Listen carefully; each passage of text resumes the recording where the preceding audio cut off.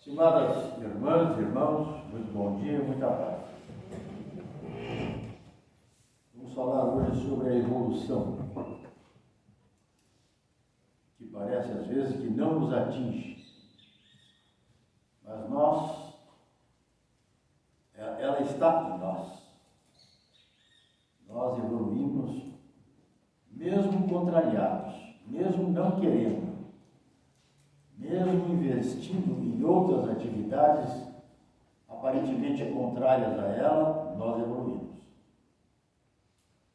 Vou começar citando uma frase marcante do nosso codificador, Allan Kardec, que dizia que a nossa vida não é essa, a vida mais abrangente implica em nascer, viver, morrer, progredir continuamente. Tal é a lei. Então nós temos que progredir. Faz parte do nosso processo. Mas para que isso tenha, vamos dizer assim, alcance um bom rendimento, é preciso que a gente invista na educação. Que parece, para muitas pessoas ainda, e lamentavelmente, seja algo espontâneo, natural, que vai acontecer de qualquer jeito. Mesmo naquilo que se refere à educação dos filhos, acha que não, os filhos, eles vão evoluir também, assim como a gente, sem muita preocupação com essa educação. Mas voltando à evolução, um cidadão chamado Antônio Joaquim Freire, um português, que nasceu 9 anos depois do Kardec ter desencarnado, nasceu em 1877 e morreu em 1958. Ele era espírita e deixou para nós a seguinte preciosidade: a amplitude da evolução humana é de tal monta que, eu vou ler direitinho aqui para não me perder, a amplitude da evolução humana é demasiadamente grande para caber nos estreitos limites que a ciência demarcou entre o berço e o túmulo, onde mal cabe um riso de esperança e uma lágrima de saudade. A evolução humana é imensa, demasiadamente grande. Então nós temos que investir nela, a nosso próprio benefício, porque ninguém vai evoluir por nós. Podemos ter amigos evoluidíssimos, nossos companheiros lá da juventude, da infância, que de repente se mostram pessoas de um padrão evolutivo elevado. Isso não nos arrastará. Pode arrastar pelo exemplo, nos convencendo de que há necessidade de a gente evoluir. Mas é porque nós não damos muita satisfação à nossa consciência, ao nosso interior. Porque lá está plantada a semente do progresso, da evolução. Como nós apagamos a consciência por uma porção de fatores, normalmente quando são comprometedores, nós não damos ouvido muito aos chamados dela. Mas lá está plantado. É a lei do progresso. Nós temos que evoluir. Queiramos ou não, nós temos que evoluir. Dizem os espíritos superiores que nós nascemos do átomo com projeção para a angelitude. O pode se beliscar aí, nós seremos anjos. Vai demorar, claro. Isso vai ser lá, ó, sabe-se lá quando, né? Mas estamos programados para ser anjos. Esta é a progressão. Essa é a chamada lei do progresso, da evolução. Tudo evolui.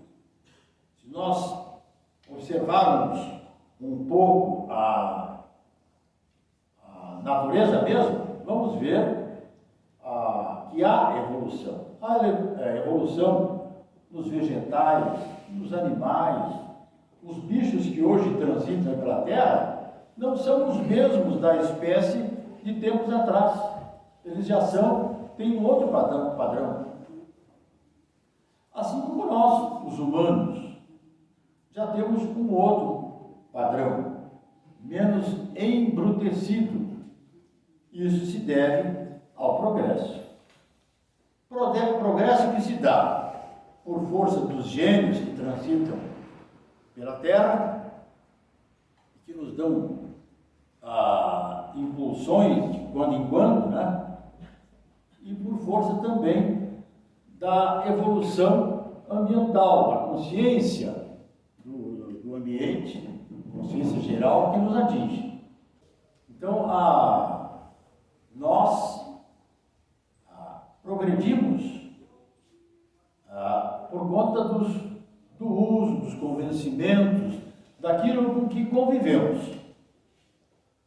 Pelos exemplos das pessoas já mais evoluídas com que convivemos, às vezes, ou às vezes não, muitas vezes dentro da própria família, né? Pessoas que vêm para nos ajudar a crescer. Mas o crescimento sempre será pessoal. Ninguém faz isso por nós.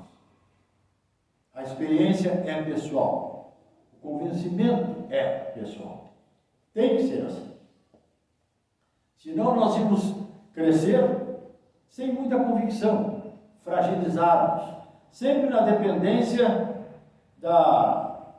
dos outros. E não é assim que Deus nos quer. Ele nos quer convictos. E tudo faz para que isso aconteça. Nos dá leis, nos proporcionou leis, as chamadas leis naturais, como o livre-arbítrio, a capacidade de distinção entre o bem e o mal, que vão ocorrer à medida que a gente se educa, que a gente se melhora, que a gente se convence que isso é possível, mas também necessário. O nosso progresso se dá em duas etapas.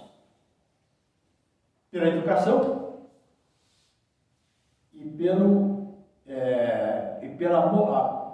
a educação, ou melhor, tem dois aspectos. O aspecto da instrução, que atinge o intelectual, que é a chamada evolução horizontal. São os aprimoramentos de ordem material que são visíveis, não é? Esses aprimoramentos em todos os ramos das nossas atividades. A chamada civilização está muito bem, materialmente falando. O vestuário, os ambientes que ocupamos, a própria casa, a guarida do lar, tudo isso está aprimorado, cheio de tecnologias. Mas essa inteligência não atinge o moral. Mas por que não atinge? Não deveria atingir? Deveria. Só que os espíritos, lá no livro dos Espíritos, na terceira parte do capítulo 8, nos fala, na terceira parte do capítulo 8, nos fala a respeito disso. Há o progresso, esse progresso intelectual, que é importante, porque ele é esclarecedor. Toda atividade humana, a mais simples que se faça, estimula a inteligência. E depois de um certo ponto, o indivíduo começa a se convencer, a ter competências para distinguir o bem do mal. Começa a perceber, e a gente, nesse patamar que está, sem pretensão nenhuma, já goza de bastante racionalidade, bastante lógica, para começar a se questionar a respeito da vida. Por que eu vivo? O que eu estou fazendo aqui? Sei que vai terminar, mas para onde eu vou? O que significa isso? Por que na casa do fulano as coisas andam tão bem, na minha não está nada bom? Por que aquele camarada lá goza de riqueza, de todas as benesses materiais, e eu vivo aqui quase que a míngua, um miserê danado? Por que isso? O outro lá, extremamente saudável, esse daqui, doentio desde que nasceu. Por que aquele camarada tem sorte e esse outro tem azar? Então a gente começa a se questionar nesse sentido. Graças à chamada evolução horizontal que atinge a nossa inteligência. Aí vem a parte segunda da educação, que é a própria educação, que é aquela que nos faz crescer verticalmente, que é a educação, que é a moral, que diz respeito ao caráter do indivíduo, que diz respeito à sua formação mais profunda.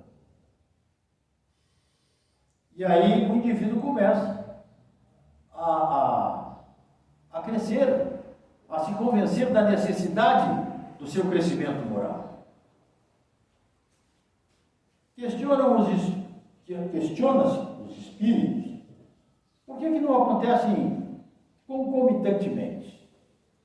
Cresceu intelectualmente, cresce moralmente também. Não seria melhor? Por que Deus numa das suas leis lá, não faz isso? Não faz porque Ele nos quer crescendo sobre nós mesmos, fazendo aquilo que o Espiritismo recomenda, fazer que no dia de hoje eu seja melhor que fui até ontem. E assim, nessa sucessão, progredindo. Sobre educação, tem um livro, No Caminho da Virtude, tem um segundo título, que é A Evolução pela Educação, me parece que é esse. Do Jason de Camargo, um cidadão que escreveu esse livro, deve ter na nossa livraria, ou na nossa biblioteca para empréstimo, e ele fala de quantos indivíduos se debruçaram sobre esse aspecto da educação moral, recomendando inclusive que nas escolas se investisse nessa formação, se desse os mecanismos para as pessoas para terem segurança no seu crescimento moral, se convencer disso, não se deixar levar pela onda. E ele cita lá o Immanuel Kant, que é um filósofo alemão, o Piaget, que é um educador suíço, o próprio Kardec, que era adepto disso, chegou a colocar lá, a recomendar, a sugerir a chamada o estudo aprofundado da ciência da educação moral. Então, temos que investir nela. Mas é que investir assim, na moralidade, quando a gente vê tanta barbaridade por aí, em todos os sentidos, uma coisa que colocaram nas escolas, já bem mais recentemente, considerando a minha idade, por exemplo, a educação sexual. Só que eivada de deturpações, de aspectos pejorativos, que pesam mais contra do que a favor do que seria desejável na educação. Em que o aspecto moral é esquecido e às vezes denegrido até. Investir no espírito, nos aspectos do crescimento espiritual, seria mais saudável, porque o indivíduo, quando tivesse essas informações deturpadas, teria como se garantir, como se proteger, não se deixar levar. Então, esses educadores chegaram à conclusão que a educação, seja ela qual for, ela sempre vai levar, seja ela qual for, não, mesmo a educação material, num determinado ponto vai levar à educação moral, que é o crescimento do caráter do indivíduo. Quem é responsável pela educação? Os pais.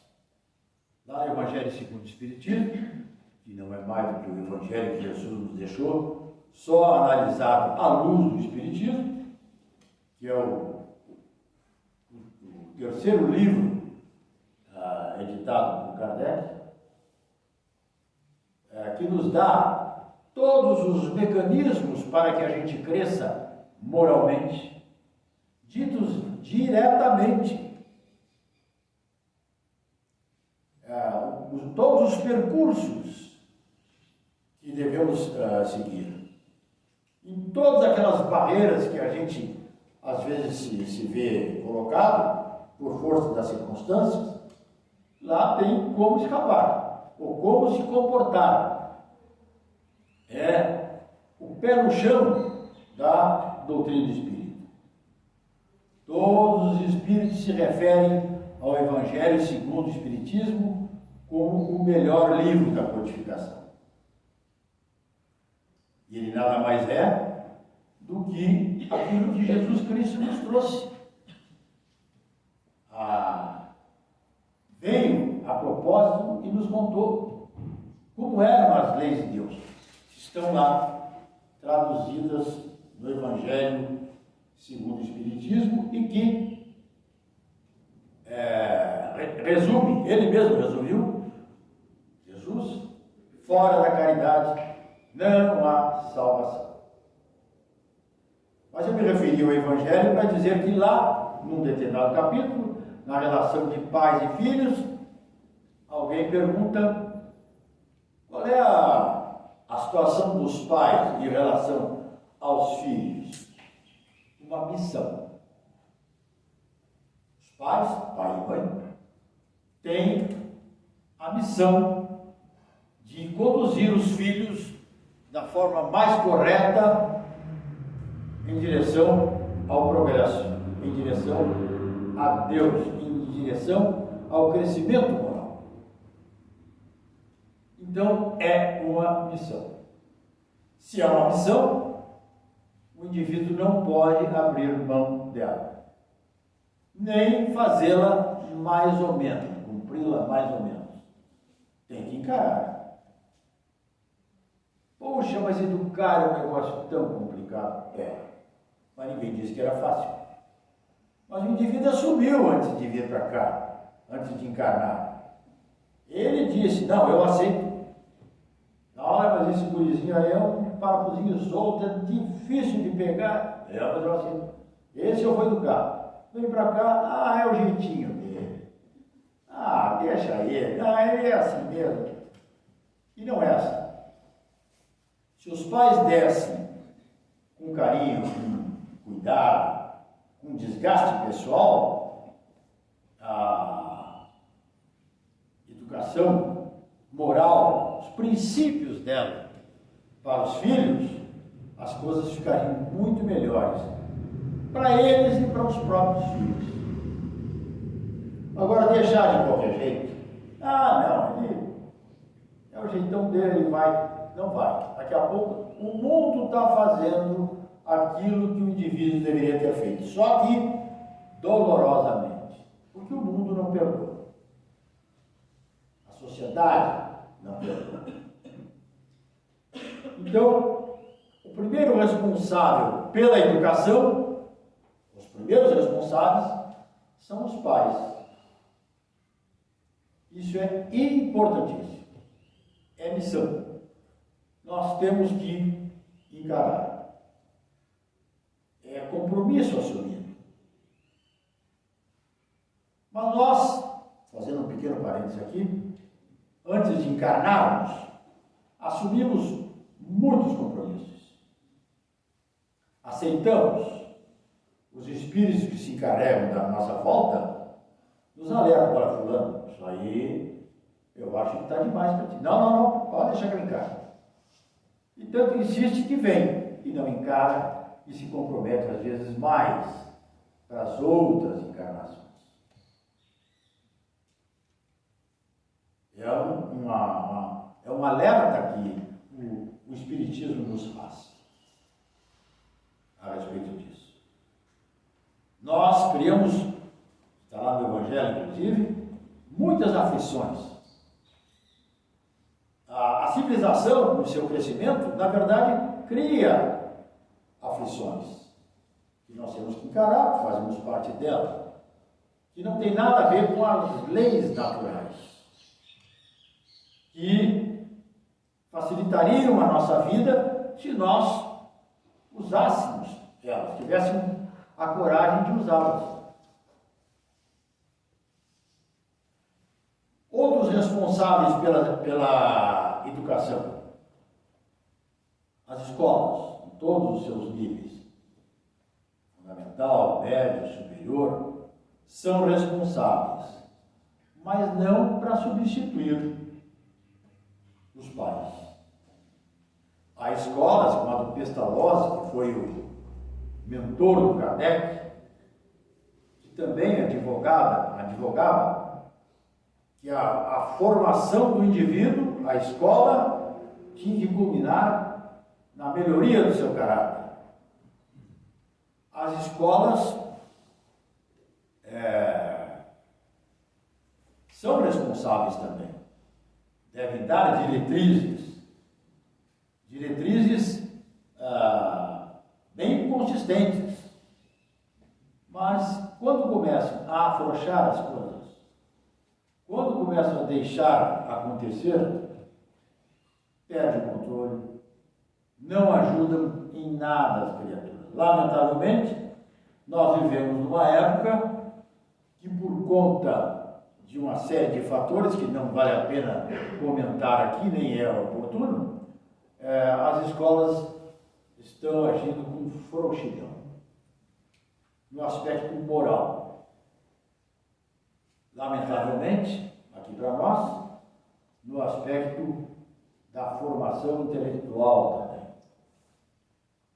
Então, cria-se uma porção de pessoas que emprestaram o seu tempo na própria formação, teoricamente, que no final não tem onde se apegar, onde se prender, porque as coisas não foram feitas de maneira adequada. Perdeu-se tempo. Perdendo-se um pouquinho de tempo agora, está se prejudicando a encarnação. Tanto daquele que não encara a sua responsabilidade na formação do jovem, como na encarnação do próprio jovem que investe tempo e não tira proveito. Lamentavelmente, Este é um quadro, e não é um quadro brasileiro só não, é um quadro de mundo. As coisas se afrouxaram. E o prejuízo, é claro, é grande. Quem mais dá educação moral? As religiões. Não vou falar a sociedade, porque a sociedade é uma mistura danada de interesses e coisas muito pouco voltadas para isso, né? A sociedade é mais cobradora, mesmo as sociedades fechadas, cobra o mau comportamento do indivíduo. Isso não está formando ele, já encara ele como pronto.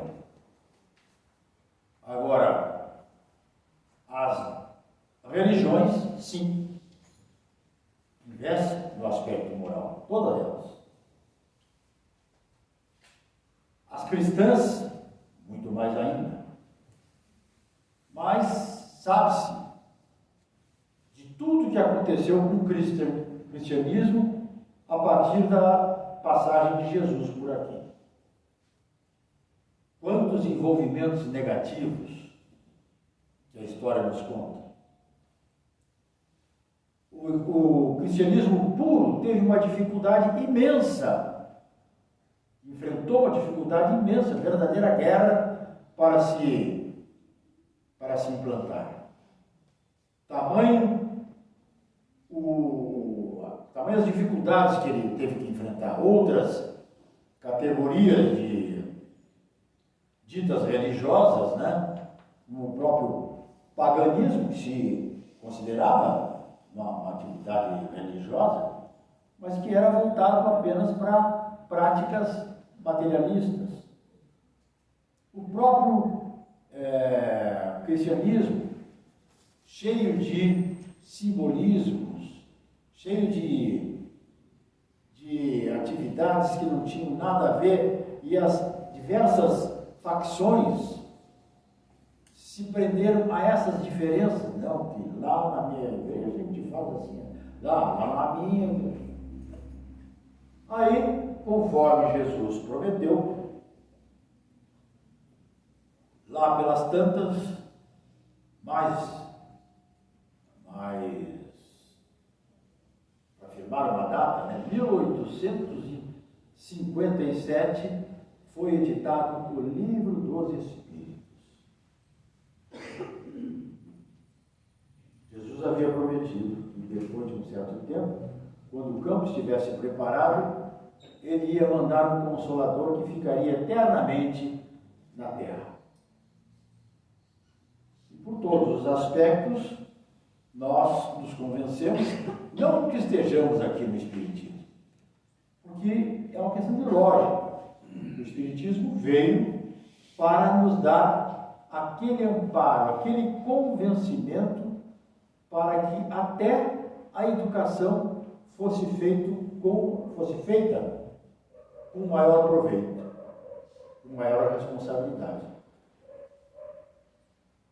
Aí veio depois o livro dos médiuns, o Evangelho segundo o Espiritismo, o Céu e o Inferno, a Gênese, todos eles nos trazendo informações preciosas a respeito da vida, conforme o Kardec, naquele texto, naquela frase, nos deixou.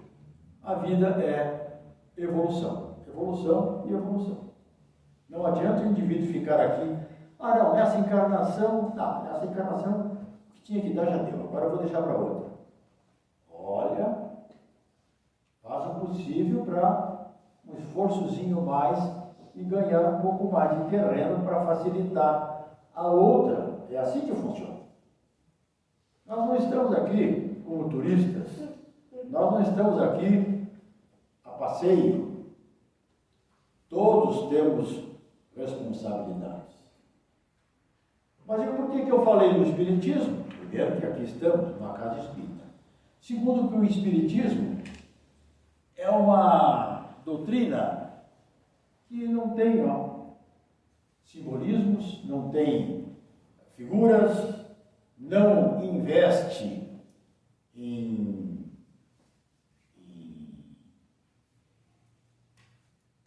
coisas, digamos assim, que não se tenha convicção do que seja. O Espiritismo é uma doutrina clara, consciencial.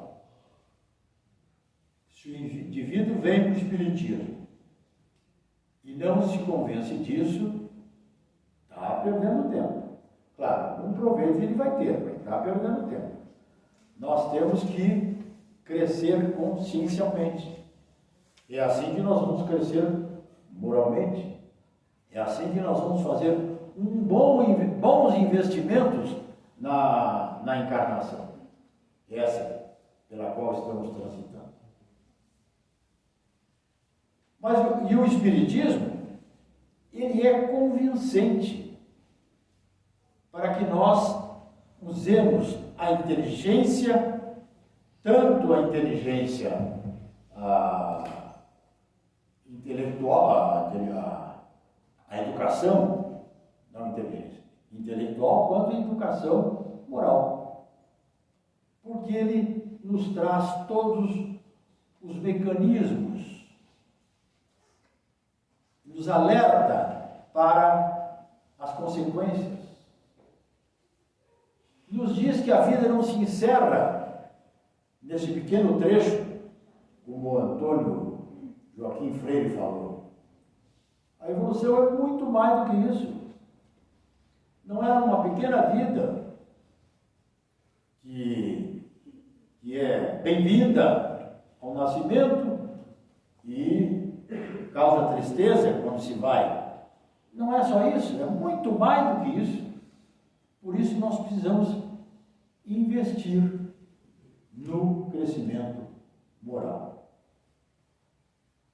Aí as pessoas podem pensar, mas quando é que a minha evolução intelectual chegou no ponto de eu crescer moralmente? Isso já aconteceu. Para cada um de nós já aconteceu. E olha que faz tempo. Nós temos racionalidade, nós temos entendimento das coisas, temos lógica para tantos argumentos. Nós já podemos, mas não deixar para amanhã, começar hoje. Pô, mas hoje é domingo, né? Não, deixar para segunda-feira, mais ou menos como aquela história da dieta. Não, tem que começar já. Mas como é que eu começo? Se cada um de nós fizesse uma pequena apreciação dos seus deméritos, dos seus defeitos, ainda que pequeninos, já teria caminho para se corrigir. Poxa, mas é que eu sou assim já faz algum tempo, então está na hora de mudar. Mas como é que eu vou mudar? Porque sempre entra a falta de vontade no processo. Não é de oportunidade, não. Porque as oportunidades para nós, nascem todos os dias. Na hora que nós acordamos, temos um dia inteiro, pelo menos é o prognóstico, de oportunidades. É só aproveitar nas nossas relações, na nossa vivência, na apreciação das coisas, começar a ver com outros olhos, porque por tudo isso nós pagaremos. Não é maldade de Deus, não. Por tudo isso nós pagaremos. E não adianta depois falar, pô, onde é que estava Deus que deixou que isso acontecesse? Deus está lá, na sua inteligência suprema, causa primária de todas as coisas, como está dito lá na primeira questão do Livro dos Espíritos. que é Deus? Inteligência suprema, causa primária de todas as coisas. Ele nos dá as oportunidades, nos proporcionou o milagre da vida espiritual, um mistério para todos nós, humanos. Não há ninguém que saiba como nós fomos criados em espírito.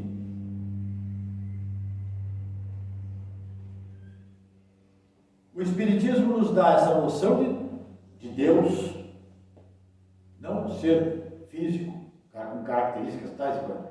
É um espírito, né? É inteligência, suprema, mais do que qualquer coisa no universo. Causa primária de todas as coisas. Ele que determina, ele que criou as leis. Cabe aos indivíduos chegar a elas, entender as chamadas leis naturais. Todos fomos criados num processo bem primitivo, bem ignorantes de tudo, para que houvesse justiça, desprovidos de todos os recursos superiores, contando apenas com os estímulos para progredir. Então, não cabe hoje nós acharmos que o fulano está em tal patamar e eu estou aqui em patamar tão baixo. O fulano é saudável, aquilo que eu falei já, e eu sou tão debilitado fisicamente. O fulano tem tanta sorte e eu tenho tanto azar. Ou a família do fulano e a minha família. Não. Tudo está posto de uma maneira corretíssima. E fomos nós que plantamos tudo isso. Porque o nosso hoje é fruto do nosso passado. Isso nós só vamos entender à luz do Espiritismo mesmo. Aí nós vamos entender que a nossa vida aqui hoje, esse período, essa encarnação, ela é nada em relação a tudo que já nos aconteceu.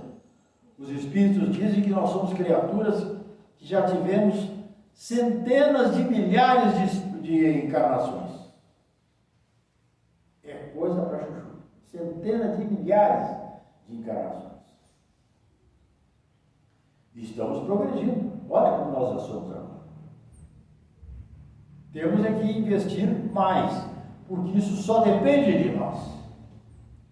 O Espiritismo nos trouxe então essa definição superior de Deus, nos trouxe a noção de espírito, porque a turma achava que espírito era uma entidade que andava por aí.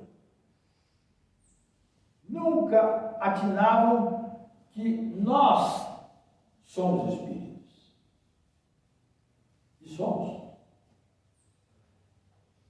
O Espiritismo nos trouxe as informações comprovadas das encarnações. Lá no livro Céu e a Terra, Céu e Inferno, a justiça de Deus segundo o Espiritismo, consta lá o resultado da vida que o indivíduo passou aqui, o resultado lá do outro lado, como o espírito. Os sofrimentos que ele teve, se teve uma má vida, e as alegrias que ele teve, se teve uma boa vida, se investiu no bem, se produziu coisas boas. O Espiritismo nos traz a noção da pluralidade dos mundos habitados. E se achava, até Copérnico, né, que a Terra era o centro do universo. As estrelas estavam aí só para enfeitar as nossas noites. Ficou bonito. A lua cheia principalmente. A gente se encanta com ela. Mas será que é só para isso? Só para colocar colírio nos nossos olhos? Claro que não. O universo é muito mais que isso. A Terra não é aquilo que parece, ou que parecia, né? A Terra, sem qualquer menosprezo ao planeta que nos acolhe, é um planeta diminuto, situado numa galáxia muito grande, e é periférica, está numa das últimas alças da espiral da galáxia. Coisinha de nada. Mesmo comparado aos planetas do sistema solar, a Terra, numa determinada escala de desenho, vira um pontinho de nada. Júpiter, baita do planeta, o Sol, muito mais do que ele, Saturno, Urano, Netuno, planetas muito grandes, e a Terra, coisinha de nada. Será que Deus investiu na Terra para produzir os super seres que a gente imagina que seja, sendo nós o que nós somos? Claro que não. Há um processo de crescimento. Há um processo de crescimento que esses planetas maiores, e os espíritos nos dizem, já atingiram. São civilizações muito mais adiantadas do que a nossa. Mas não podemos também desmerecer tanto assim o nosso planeta. Ele é pequeno, é periférico, mas evolui, como tudo que nele está. A Terra ainda é um planeta de expiação e provas. Aqui as pessoas chegam para serem testadas pela prova, se já estão num ponto de progredir, de alçar uma escada de progresso. E também é um planeta de expiação, ainda. Aqui nós pagamos por aquilo que não fizemos corretamente em vidas passadas. Aí é que nós entendemos, à luz do Espiritismo e com as comprovações que ele oferece, que o porquê dessas diferenças todas que eu já citei entre as pessoas. Não há benesses. Deus não perde tempo protegendo ninguém, nem os espíritos superiores. Não adianta, o indivíduo pode fazer o que quiser, pedir a proteção que quiser, ele vai receber, sempre na medida dos seus méritos. Não mereceu, pode fazer o que quiser. Bater em todas as portas, pedir, não vai receber. Poxa, mas quanta dureza, mas é assim. É assim que a gente cresce. Se o indivíduo encontra um caminho fácil, macia, né? Cede, alguém cedeu, ele, então é por aqui mesmo. E por isso ficam às vezes as pessoas rezando, exaustivamente, querendo convencer o seu santo de estimação lá, o padroeiro, de que ela precisa daquilo e está angustiada e que quer, e por isso receber. Não. Os espíritos superiores nos querem bem, fazem tudo para que a gente progrida, nos estimulam nesse sentido. Deus, preocupado no nosso progresso, colocou para cada um de nós um espírito guia. Ele aceita isso como missão. Espírito guia. Vem para a Terra, fica em torno da Terra, não fica aqui conosco, claro. É um espírito já desencarnado, mas que faz de tudo para o nosso crescimento pessoal. Podemos nos referir a ele quando quisermos. Em algum embaraço, alguma coisa, pedir socorro, digamos, né? Orientação moral, principalmente, os espíritos superiores adoram nos dar. estão dispostos sempre a isso. Deus, então, cuida de nós. Nos dá a oportunidade da vida. Nos criou com o Espírito. O projeto que Deus tem para nós não entendemos. Mas sabemos que é para a eternidade, porque o Espírito é indestrutível. Então nós, como Espírito, viveremos eternamente. Não temos alcance para isso.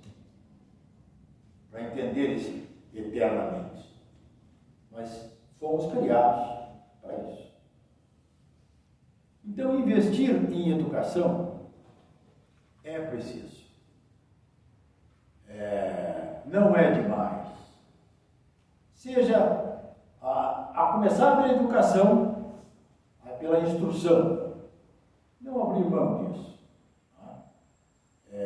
Tendo oportunidade, faça. Hoje, por exemplo, nesse particular, há muitas oportunidades. Tem curso por tudo quanto é canto.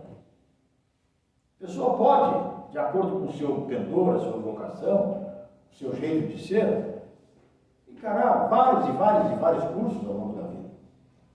Cursos de aprimoramento. Se isso, de imediato, não produzir crescimento moral sensível, pelo menos vai predispor o indivíduo a se armar de competência para encarar-se moralmente. A nossa civilização ainda está muito apocada de moralidade, a gente sabe. E os Espíritos nos dizem. Isso é por conta, não é por conta da civilização em si, que já está muito melhor do que era antes. Mas é por conta dos homens mesmo. Os homens embaraçam as coisas. Embaraçam por quê? Por interesse. E Jesus diz lá no Evangelho, o interesse é tenaz.